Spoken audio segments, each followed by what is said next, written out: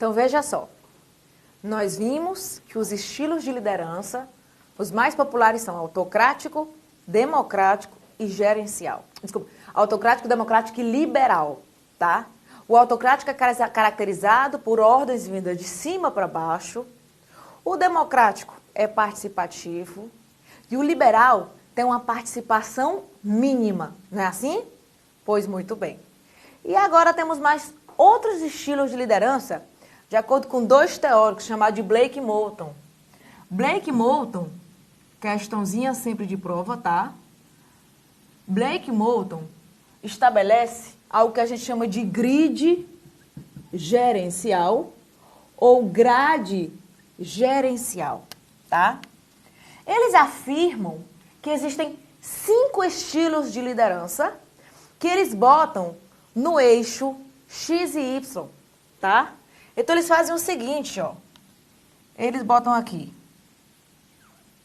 o eixo do Y, que é a preocupação do líder com as pessoas, com o relacionamento, com a motivação, tá? E coloco aqui no eixo do X, fechei com o longão. E coloco aqui no eixo do X a preocupação com o trabalho, com a produtividade, com a tarefa, com o prazo, com a qualidade. Você pode colocar tudo isso aqui. Tudo questão de livros diferentes, tá? Então, veja só. E aí ele começa a numerar de 1 a 9. Onde 1 é a mínima preocupação, por exemplo, aqui, é a mínima preocupação do gestor com o trabalho, com a produtividade e com o prazo. E aqui é a mínima preocupação do gestor com as pessoas, com o relacionamento, com a motivação, tá? E ele coloca no eixo, aqui também, o 9. 9 é a máxima preocupação, tá? Tem uma questãozinha da FCC de 2014 que afirma que, a produtividade é no eixo das ordenadas e a motivação é no eixo das abscissas. E aí complica. Você lembra qual é a ordenada e qual é a abscissa? Você lembra? Lembra não, né? Pois essa aqui vai ser as abscissas e essa daqui, ó, a ordenada. Cruel, né? A questão estava falsa. Porque nas abscissas fica a preocupação com a tarefa. Trabalho, produtividade, prazo, qualidade. E no eixo das ordenadas fica a preocupação com as pessoas, relacionamento, motivação. Cruel essa questão, mas tudo bem. Então eles colocam assim, 9 é a máxima preocupação e 1 é a mínima preocupação. 9 é a máxima preocupação e 1 a mínima preocupação. E aí ele começa a localizar 5 estilos de liderança. Você lembra que os pontos nas ordenadas e abscissas, ele é formado por X e Y. Você lembra disso? Pô, vamos aqui. O primeiro que ele vai estabelecer não é uma hierarquia, o primeiro que eu vou explicar, tá? Ele diz que existe aquele líder que se preocupa o máximo com o trabalho e o mínimo com as pessoas, com a motivação, com o relacionamento. Como é formado pelo ponto X e Y, então vai ficar 9.1. O líder 9.1, ele se preocupa o máximo com o trabalho, com o cumprimento de prazo, com tarefas, com produtividade, mas se preocupa o mínimo com as pessoas, relacionamento e motivação, tá? Eles afirmam que existe o líder 1.1. Ele se preocupa o mínimo com o trabalho e o mínimo com as pessoas. Esse vai ser o líder 1.1. Existe aquele que se preocupa o mínimo com o trabalho, ó, e o máximo com as pessoas. Vai ser o líder 1.9. E vamos ter aquele que se preocupa o máximo com o trabalho e o máximo com as pessoas, que vai ser o líder 9.9. Durante muitos anos, se dizia que o líder 9.9 era o ideal. Era aquele líder que se preocupava muito com o trabalho e a produtividade e se preocupava muito com as pessoas, tá? E eles também numeraram aqui o 5.5. Ó, tem aquele líder que se preocupa com o trabalho, mas nem tanto. Só até certo ponto que a empresa não dê prejuízo. Tem aquele líder que se preocupa com as pessoas, mas nem tanto. Só até certo ponto que as pessoas não ficam desmotivadas. E aí eles localizaram aqui o líder 5.5. Só que eles não ficaram satisfeitos por aí. Eles deram um nome para esses líderes. O 9.9 vai ser o líder equipe. O 9.1 vai ser o líder tarefa. 1.1, liderança enfraquecida. Enfraquecida ou empobrecida, tá? O 5.5 vai ser a liderança tradicional ou meio termo, ou medíocre, ou mediana. E o 1.9 vai ser o líder playground, que é festa total, ou country club, clube de campo. Certo? Então, são os 5 estilos de liderança de acordo com o grid gerencial. Então, vamos rever aqui. Nós vamos ter 3 grupos de teorias de liderança. O primeiro grupo defende a existência de traços na personalidade, que já está desacreditado. O segundo grupo fala sobre estilos de liderança, onde os mais populares são estilo autocrático, democrático e liberal. Só que dentro desse grupo também estão os estilos de liderança de acordo com Blake e Moulton, são 2 teóricos aqui, onde eles estabelecem 5 estilos de acordo com o foco do gestor no trabalho ou nas pessoas. Dependendo do trabalho ou das pessoas, eles vão estabelecer 5 estilos: equipe, tarefa, enfraquecida, meio termo e playground, tá? Olha uma questãozinha da FCC aqui. De acordo com o estilo de Blake e Moulton, aquele estilo que se preocupou o máximo com as pessoas vai ser. Aí tinha lá A, B, C, D. Era uma questão de A, B, C, D, E. A, B, C, D. Tinha lá 5.5, 1.1, 9.1 e 1.9, tá? Aí você me questiona, Giovana, ele está dizendo que se preocupa o máximo com as pessoas, mas não fala quanto é que ele se preocupa com o trabalho. Porque X e Y aqui é a preocupação com o trabalho e aqui com as pessoas, concorda? Se ele afirma que se preocupa o máximo com as pessoas, então o Y tem que ser 9. Ele não falou na questão quanto é que ele se preocupava com o trabalho. Então, eu não sei quanto é que ele se preocupa com o trabalho. Aí eu vou para as opções. Tem que ser algum ponto que é formado por alguma coisa e 9, tá? Só tinha um ponto formado por alguma coisa e 9. Porque esse aqui, ó, se preocupa intermediário pelas pessoas, mínimo pelas pessoas, mínimo pelas pessoas. O único que se preocupava o máximo pelas pessoas era a letra D, tá? Claro que se tivesse a letra E, 9.9, não poderia, né? Não poderia existir essa questão. Mas aqui, o que você precisa é acertar a questão. Ele queria saber se você sabia o ponto. Aqui se preocupa com o trabalho, aqui se preocupa com as pessoas. Então, eu achei a questãozinha maravilhosa, tá? Não tem como o aluno chutar isso aqui sem ele dominar a teoria. Então, existem aqui 5 estilos de liderança, tá? Bom, dentro do grupo da liderança situacional, que é a mais popular hoje em dia, liderança situacional, tá? O que é que ele afirma? Que não há uma única maneira de liderar. Foi mal. Não há uma única maneira de liderar. Vai depender da situação. Vai depender da situação vai depender do líder e vai depender do liderado. Quando eu afirmo que vai depender da situação, é porque às vezes a empresa está vivendo em situações mais difíceis que outra. Por exemplo, eu sou professora de concurso, né?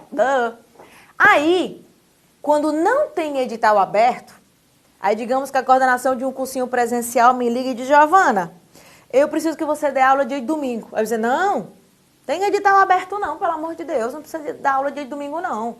Domingo eu vou ficar com a minha família. Ah, tudo bem então. Quando o edital está aberto, a ligação da coordenação é diferente. A ligação da coordenação é assim: Giovana, aula domingo à tarde, viu? Eu tá certo. Aula sábado à noite, viu? Eu tá certo. Ou seja, dependendo da situação, se tem ou não edital aberto, a coordenação permite que eu tome a decisão ou não. Isso significa que às vezes pode ser mais autocrático, às vezes pode ser mais democrático. Às vezes eu digo assim: eu vou tirar 10 dias de férias. Pronto, acabou. Liberal, eu posso tomar a decisão quando é que eu vou tirar férias. Então, dependendo da situação, eu posso atuar de diferentes maneiras com a mesma pessoa. Vai depender do líder, da credibilidade que ele passa, da confiança. Vai depender do liderado. Se o funcionário é responsável, se ele tem iniciativa, se ele tem comprometimento ou não. Por exemplo, se o funcionário é responsável, não posso dar mais liberdade para ele. Mas se ele for irresponsável, eu tenho que controlá-lo mais. Isso significa que a liderança situacional afirma que não há uma única maneira de administrar. Vai depender do líder, do liderado e da situação. Eu posso atuar de diferentes maneiras com a mesma pessoa. Eu posso atuar de diferentes maneiras com pessoas diferentes. Porque um eu posso dar mais liberdade, porque ele é responsável, ele é comprometido. E o outro talvez eu precise controlar mais. Tem gente que só trabalha em cima da pressão, da obrigação. Tem gente que não. Você pode dar liberdade para a pessoa trabalhar, que ela vai ser pontual, ela vai trabalhar em equipe, vai ter lealdade, vai ter comprometimento, tá? Então, não existe esse tipo de regra. Se cair na sua prova, o ideal hoje é que o chefe sempre seja democrático? Não. Ele pode ser liberal. Algumas pessoas até dizem assim: Giovana, lá no Google a gestão é liberal, né? Aí diz: não, não é liberal, lá é situacional. No horário de trabalho, tudo bem, eles podem chegar do jeito que eles quiserem. Com a roupa, tudo bem, eles podem chegar do jeito que eles quiserem. Eles podem parar qualquer momento para jogar videogame, para jogar um totó. Só que em compensação, eles têm prazos, metas e resultados a alcançar. Experimente não alcançar a meta. Experimente não respeitar o prazo. Experimente não alcançar o resultado, tá? Então, não é liderança liberal, é situacional. Em relação a algumas coisas eles têm liberdade total e em relação a outras coisas não. Experimente o pessoal da Google não ficar em primeiro lugar. Experimente não cumprir um prazo, tá? Giovana, por que a gente não aplica essa liderança liberal aqui no Brasil? Algumas empresas aplicam, outras não dá. Outras não dá por causa do trabalho. Uma vez eu estava dando assessoria a uma empresa e aí o dono me disse que para todos os funcionários ele dava autonomia. Assim como a Google. Eles podiam chegar na hora que eles queriam. Só que ele tinha várias pessoas trabalhando na área do atendimento. Atendimento ao público não pode ter liberdade de horário. Eles têm que chegar no horário que o cliente está disponível. Não posso dizer: eu vou atender de meio-dia às 2. Não, eu tenho que estar lá no horário que o cliente quer vir. Então, não posso dar liberdade total para todo mundo. Olha a liderança situacional. Algumas situações permitem, outras situações não. Então, não há uma única maneira de liderar, tá? E aqui nós também temos alguns teóricos. Por exemplo, o teórico Fiedler, que é de acordo com a escolha dos padrões de liderança. Fiedler afirma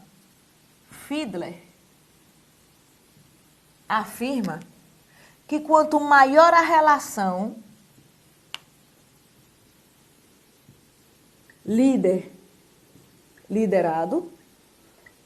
Quanto mais próxima a relação líder-liderado, mais influência, mais poder, mais controle ele tem, certo?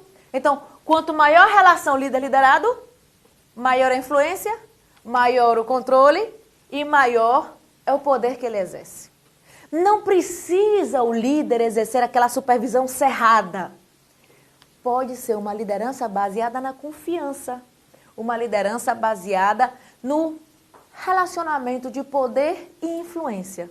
Então, Fiedler afirma que é necessário ter uma relação próxima, mas não é uma relação baseada na supervisão cerrada, e sim no relacionamento. Por exemplo, um líder, se ele disser que não vem trabalhar semana que vem, porque ele vai estar viajando, todos os funcionários vão continuar chegando pontualmente e saindo pontualmente, certo?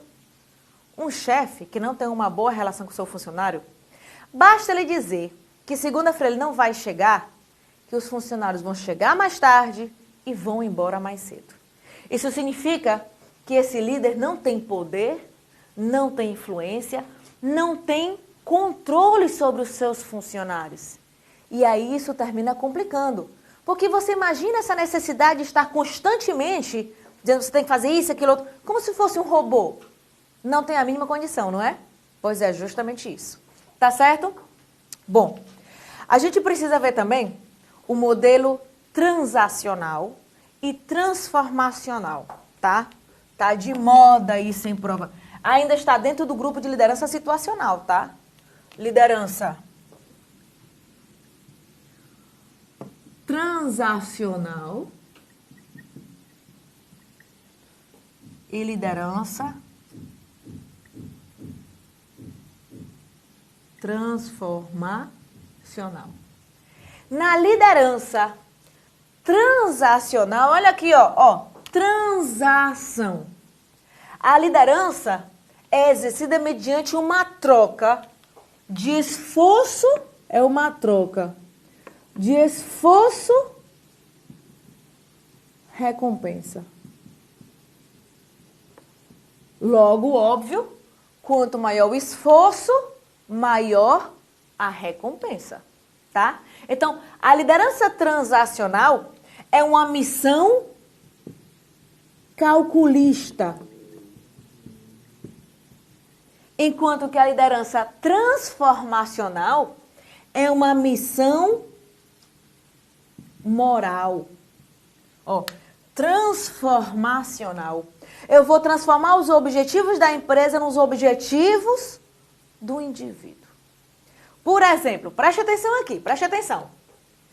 Digamos que eu vou ter um ciclo de aulões de domingo à tarde, tá?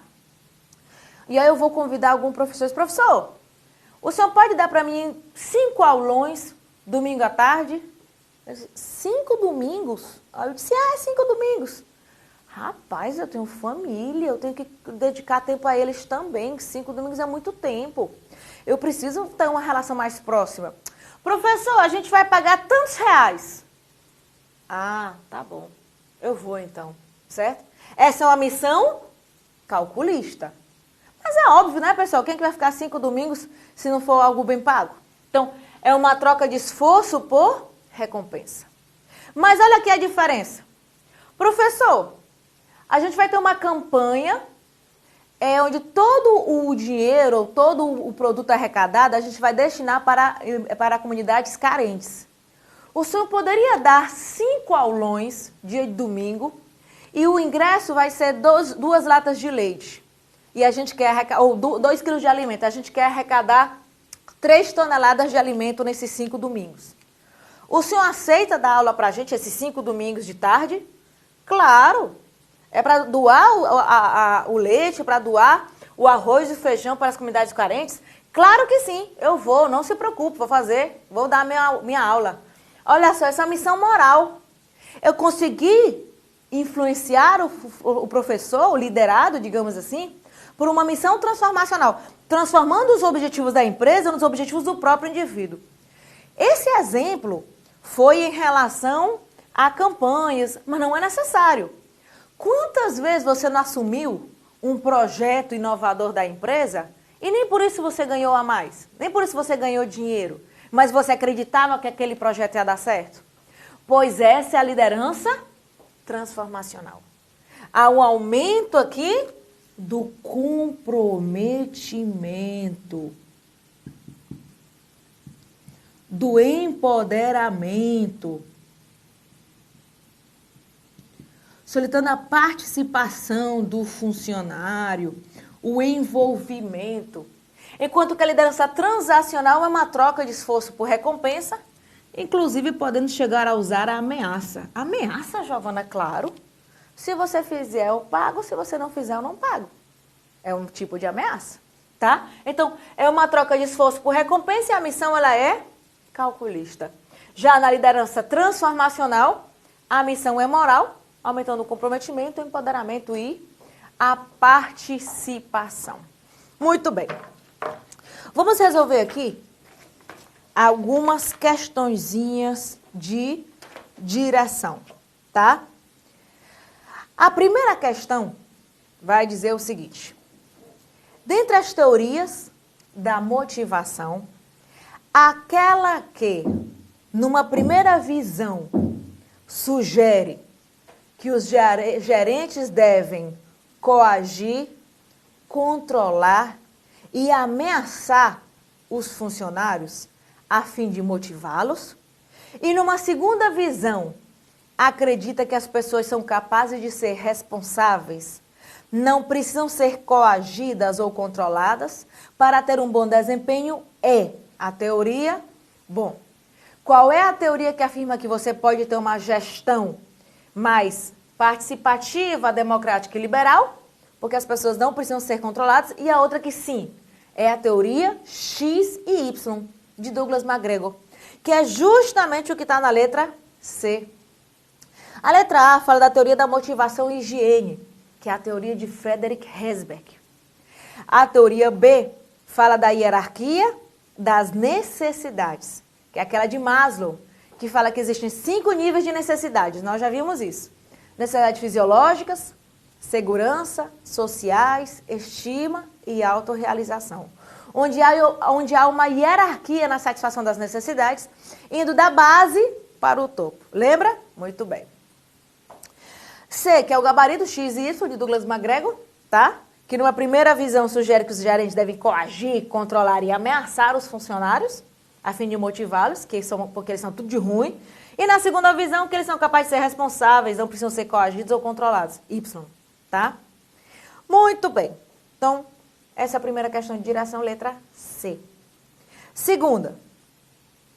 Segundo a hierarquia das necessidades de Maslow, a amizade dos colegas no trabalho é uma necessidade do tipo, vamos lá, necessidades fisiológicas, comer, dormir, respirar, repousar, ter saúde. Necessidade de segurança, estabilidade laboral, integridade física. Necessidade social, namorar, casar, ter filhos. Estima, que é justamente o reconhecimento. E a autorrealização, desenvolver aquilo que o indivíduo gosta. Então, segundo a hierarquia de Maslow, a amizade dos colegas no trabalho, isso vai ser uma necessidade social. Gabarito letra C também. A terceira diz o seguinte: o managerial grid, ou grade gerencial, que é o sinônimo para aquela teoria de Blake Moulton, proposto por Blake Moulton, pressupõe que o administrador deva se preocupar apenas com os resultados. E aí está falso. Você sabe que, de acordo com Blake Moulton, ele pode se preocupar com as pessoas e com o trabalho, com a motivação e o relacionamento. Aqui está dizendo que é só com o trabalho, só com os resultados. E aí está falsa a questãozinha. Ele pode ter um equilíbrio, adotando os 5 estilos de liderança, dependendo da sua máxima ou mínima preocupação com cada fator. Falso. Quarta. O reflexo, eu tenho questão aqui da FCC, FGV, CESP e ESAF, tá? O reflexo do exercício da liderança é o resultado alcançado pelo líder em relação às pessoas que influencia. Para o líder que ocupa uma posição formal dentro da organização, é um desafio identificar o estilo de liderança que deve aplicar a cada uma das circunstâncias que vivencia no cotidiano. Considerando o contexto de liderança, selecione a opção correta. A. Na divisão do trabalho, o líder autocrático determina a tarefa de cada um e cada qual escolhe seu companheiro de trabalho. E aí está falso. Estava verdadeiro quando dizia que na liderança autocrática, o líder determina a tarefa de cada um. E ele também determina com quem cada um vai trabalhar, quem vai ser o companheiro, tá certo? Tá falso. Na liderança democrática, o grupo decide sobre a divisão do trabalho e sobre a parceria de cada um. Isso aí tá perfeito. Só que na autocrática, tudo quem decide é o líder. Então, letra A tá falso. B. Na programação dos trabalhos, tanto o líder democrático como o liberal não interferem de nenhuma forma nas decisões do grupo. E aí está falso. O líder liberal realmente não interfere, mas o líder democrático interfere sim. Ele tem uma postura ativa, participativa. Falso. C. As características comportamentais predominantes dos subordinados, do líder liberal e do líder democrático são similares quanto à escolha do que fazer e quando fazer. Tá falso. O líder democrático permite que os funcionários decidam, mas com a sua participação. O líder liberal dá liberdade total, ele tem uma participação mínima. Então tá falso. D. O volume dos resultados produzidos pelo exercício da liderança autocrática é maior. Nós já vimos isso, verdade, porque ele usa intimidação, o medo, o pavor. Ele obriga o funcionário a fazer. Então, a produtividade é maior na liderança autocrática, tá? O resultado. Porém, a frustração e a agressividade também, verdade. Inclusive, o relacionamento, a qualidade do serviço, a qualidade do relacionamento também é péssima, tá? E letra E. Grupos submetidos a lideranças liberais e democráticas tendem ao individualismo e a ignorar o líder com o passar do tempo. Isso é característica só da liderança liberal. Na liderança democrática, eles não tendem ao individualismo, eles tendem a trabalhar em equipe. É na liderança liberal que eles tendem ao individualismo, que eles tendem a ignorar o chefe. Por quê? Porque há uma participação mínima dele. Como ele não orienta os funcionários, ele não explica o trabalho que deve ser feito, com o tempo os funcionários não lembram nem dele. Democrático não. O democrático tem uma postura ativa. Tá certo? Pois, excelente. Continue estudando. Você está no caminho correto. Assista uma vez, 2, 3 vezes. Eu preciso que você estude tanto que vai entrar por osmose. Tá certo? Um abração para você.